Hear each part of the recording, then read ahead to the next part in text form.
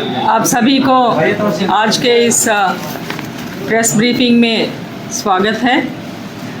मैंने आज विशेष रूप से प्रेस ब्रीफिंग आज किया है क्योंकि भारत सरकार के द्वारा basic animal husbandry statistics 2025 release किया गया है, जिसमें बिहार राज्य का पशुपालन के जो विभिन्न सब सेक्टर्स है, दूध, अंडा, मांस, उसमें बहुत अच्छी प्रगति हुई है और हमने बहुत अच्छा इसमें ग्रोथ हासिल किया है। इस खुश खबर को आप सभी के साथ शेयर करने के लिए मैंने आपको आज इनवाइट किया है। बहुत बहुत धन्यवाद, आप सभी लोग यहाँ पर पधारे हैं। तो आप सभी जानते हैं भारतीय अर्थव्यवस्था में कृषि एवं संबद्ध क्षेत्र का GVA जो ग्रॉस वैल्यू एडेड है उसमें बहुत ही महत्वपूर्ण स्थान है। और उसमें जो पशुपालन का जो क्षेत्र है वो पूरा कृषि के अंदर पशुपालन का वो करीब 30-31% उसका ग्रॉस वैल्यू एडेड होता है। जो सकल मूल्य संवर्धन कहते हैं वो 31% का होता है। तो बिहार में हमने जो पिछले साल और इस साल की जो तुलना किया है 23-24 एवं 24-25 के बीच में जो ग्रोथ आया है उसी को बेसिक एनिमल हस्बेंड्री स्टैटिस्टिक्स 2025 के माध्यम से भारत सरकार ने रिलीज़ किया है, पूरे देश का रिलीज़ किया है। मैं अपने राज्य के बारे में बता रही हूँ। काफ़ी उल्लेखनीय वृद्धि हुई है, जहाँ पर राष्ट्रीय औसत दूध में 3.58% दर्ज हुआ है, वहीं हमारा बिहार राज्य का 4.24% इंक्रीज़ दर्ज हुआ है, जो राष्ट्रीय औसत से ज़्यादा है। अंडा में काफ़ी अच्छा उछाल आया है, जहाँ पे राष्ट्रीय औसत केवल 4.44% है, बिहार का 9.99 यानी कि 10% का उछाल है। ये पूरे देश में अंडा के उत्पादन में जो ग्रोथ है, वृद्धि दर है, वो हमारे राज्य में सबसे अधिक है, करीब 10%। इसी तरह आप देखेंगे मीट में भी जो मांस का उत्पादन है उसमें भी हमारा 4.03% का ग्रोथ हुआ है, जबकि राष्ट्रीय औसत 2.46% है, करीब उससे डबल हमारा ग्रोथ हुआ है। उसी तरह आप देखिए, ये तो मैंने कंपैरिजन किया है राष्ट्रीय औसत और बिहार राज्य में जो ग्रोथ है वो दोनों का कंपैरिजन है। उसी तरह क्योंकि हम कृषि रोड मैप बनाते हैं, अभी चतुर्थ कृषि रोड मैप चल रहा है, तो उस हिसाब से देखेंगे हम कहाँ खड़े उतरते हैं। तो दूध, अंडा, मांस, ये तीनों प्रोडक्ट्स में हम लोग करीब 98 to 99% ग्रोथ लाए हैं कृषि रोड मैप के लक्ष्यों के मुताबिक। उसके साथ साथ जो पर कैपिटा अवेलेबिलिटी, ये भी एक इंडिकेटर होता है कि पर कैपिटा अवेलेबिलिटी कैसे बढ़ रही है। तो वो आप देखेंगे 23-24-25 के आकलन से दूध में जहाँ पे 23-24 में 277 ग्राम्स प्रतिदिन था, ये बढ़कर 285 ग्राम्स प्रतिदिन हो गया है। अंडा पहले केवल 27 मिलते थे, अभी 29 पर कैपिटा हो गया है।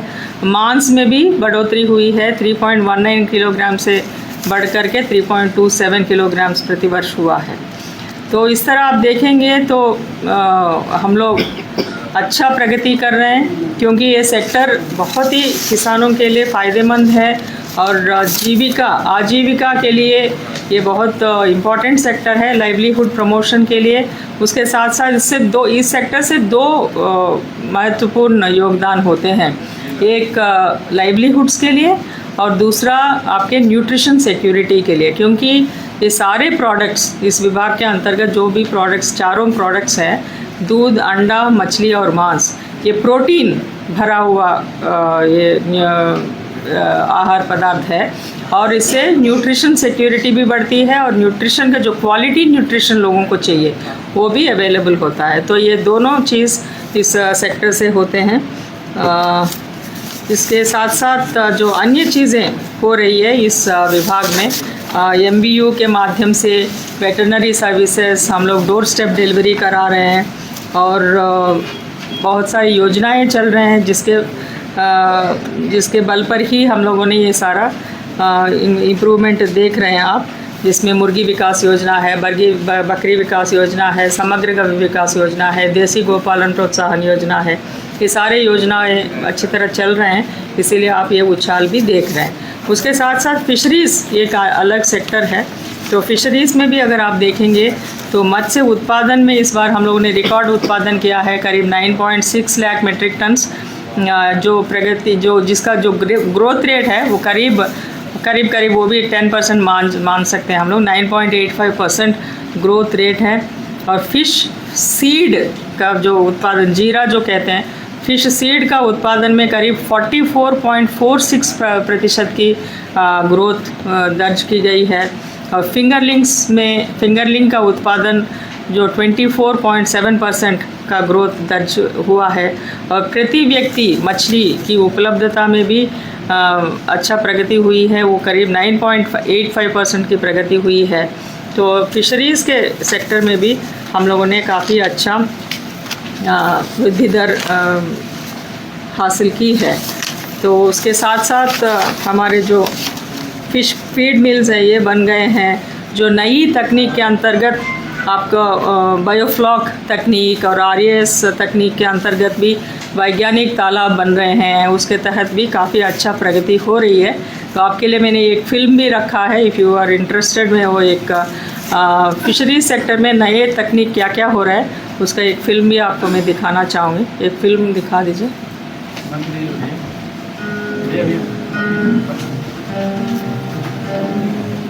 सामने देख सकते हैं आप। बिहार के जल कृषि क्षेत्र में हो रहा विकास राज्य में आधुनिक पद्धति से हो रही मात्स्यिकी की सफलता को दर्शाता है। पशु एवं मत्स्य संसाधन विभाग के सतत प्रयासों का नतीजा है कि आज बिहार मछली उत्पादन में आत्मनिर्भर हो चुका है। राज्य के मत्स्य पालकों को विभाग द्वारा निरंतर ऐसी कई नई तकनीकों से अवगत कराया जा रहा है, जिससे उन्हें कम लागत में अधिक मुनाफा हो। मत्स्य पालकों द्वारा इस्तेमाल की जा रही कई नवाचारी तकनीकों में से 3 बायोफ्लॉक तकनीक, रिसर्कुलेटरी एक्वाकल्चर सिस्टम RAS, जलाशयों एवं आर्द्र भूमि में केज अधिष्ठापन उनके लिए बेहद लाभकारी साबित हो रही है। बायोफ्लॉक तकनीक एक ऐसी तकनीक है जिसके द्वारा मत्स्य पालक सीमित जगह और कम पानी में भी अधिक मछलियों का उत्पादन कर पा रहे हैं। इस तकनीक में मछलियों द्वारा छोड़े गए अपशिष्ट पदार्थों को बैक्टीरिया की मदद से प्रोटीन सेल में तब्दील कर दिया जाता है, जो मछलियों के लिए आहार का काम करता है। सही मायने में वेस्ट टू वेल्थ वाली इस तकनीक से मत्स्य कृषकों का फीड का खर्च तो कम होता ही है, साथ ही तालाब की गंदगी भी कम हो जाती है। बायोफ्लॉक तकनीक की विशेषता है कि इसका इस्तेमाल टैंक एवं तालाब दोनों में हो सकता है। बायोफ्लॉक टैंक सामान्यतः 15,000 से 50,000 लीटर पानी की क्षमता वाले होते हैं और आमतौर पर ये फाइबर, सरिया एवं तारपोलिन से बनते हैं। लेकिन कई मत्स्य पालक कंक्रीट एवं ब्रिक वर्क वाले टैंक भी बनवाते हैं।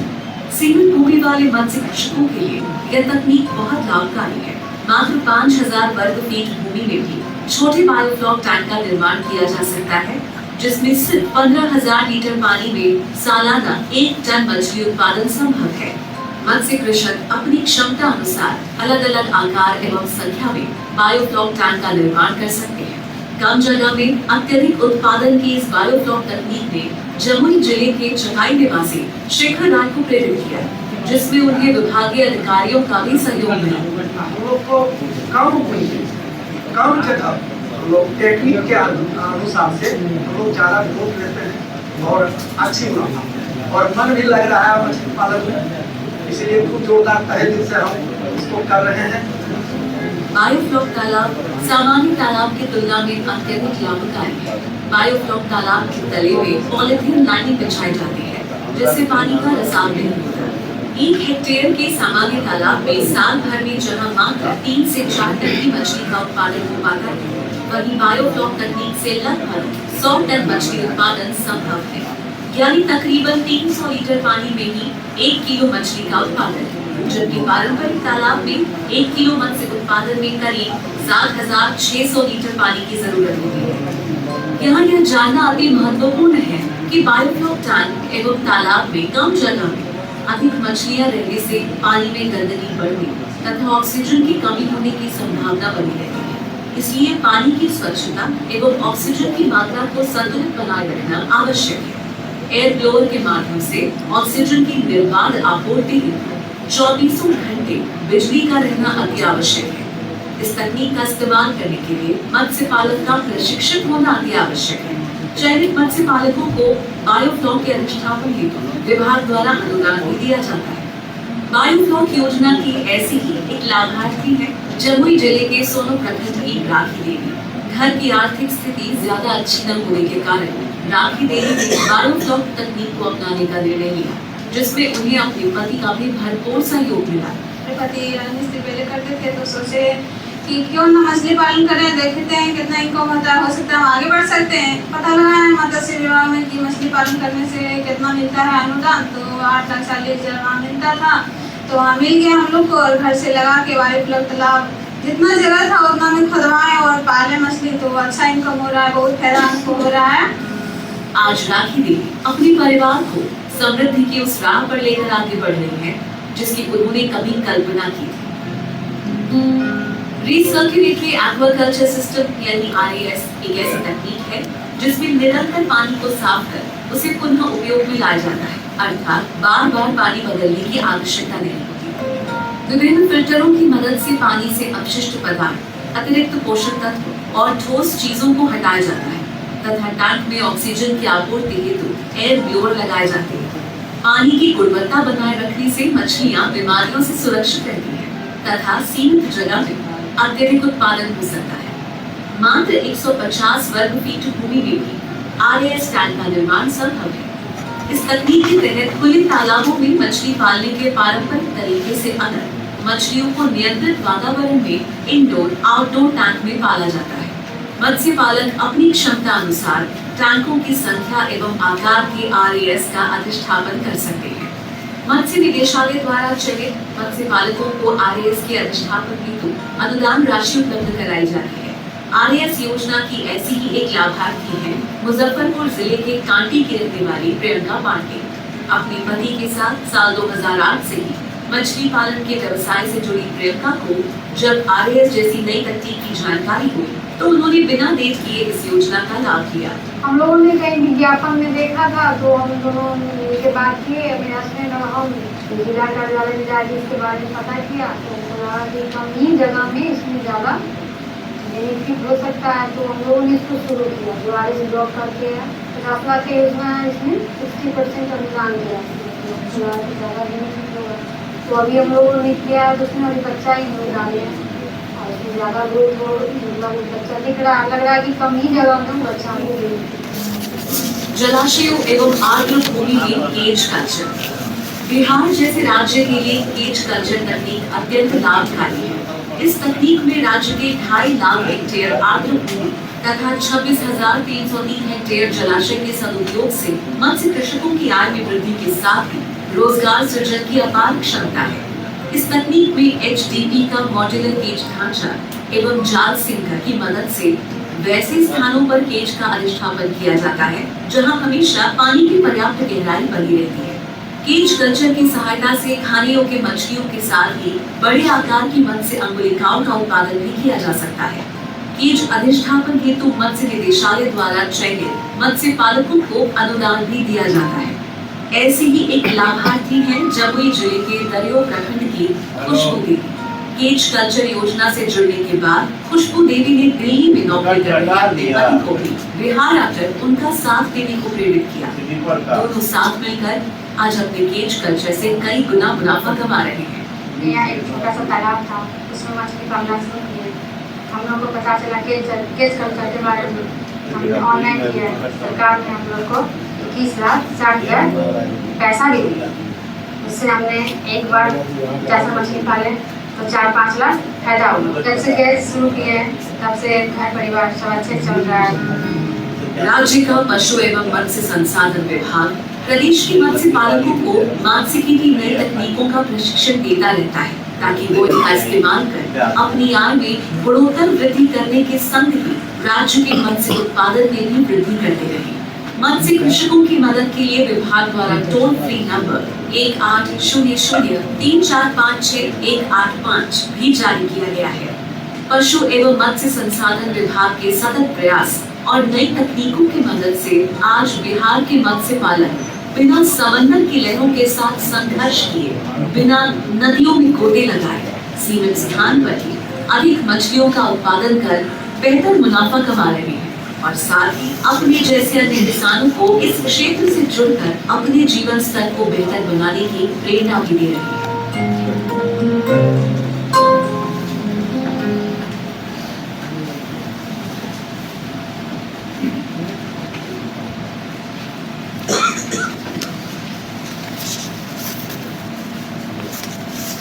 Thank you.